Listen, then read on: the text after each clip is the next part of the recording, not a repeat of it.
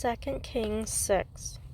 So we read about how God was with Elisha, and from very small things that he does, for example making the axe head float, to bigger thing where he warned the king of traps set by the king of Aram.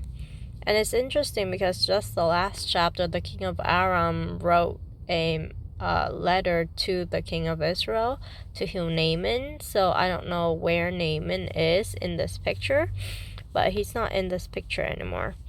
But the king of Aram, don't know if it's the same king that Naaman served or someone else, but they were trying to capture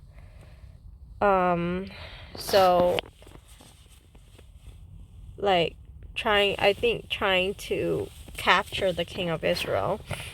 But Elisha warned the king so that he was on guard. So the king of Aram's plan did not work. Instead of killing off the men that the king of Aram sent to kill Elisha took them to the king of Israel and basically befriended them, and so the raiding stopped, and so that was good. Sometime later, Ben-Hadad, king of Aram, maybe it's a different king than the one where they were friendly, and then they laid siege to Samaria. It's interesting to me how this famine was actually allowed by God, because for the king of Israel to not be captured, Elisha knew about it and warned, but yet for this one he didn't really seem to do anything until the fact that the king of Israel is trying to kill him.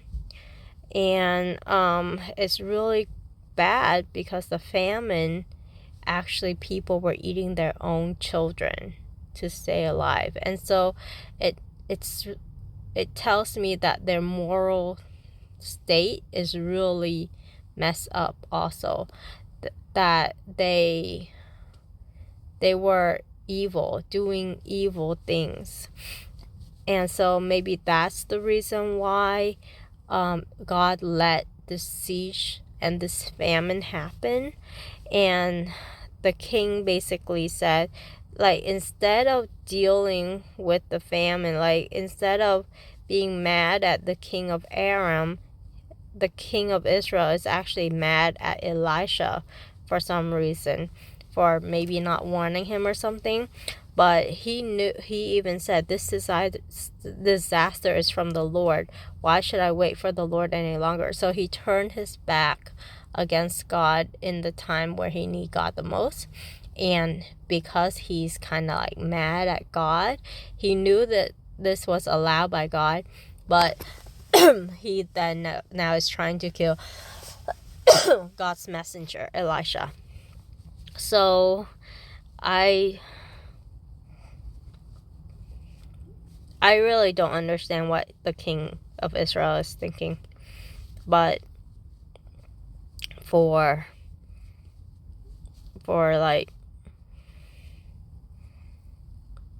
people to be killing their children like that, that's just gross.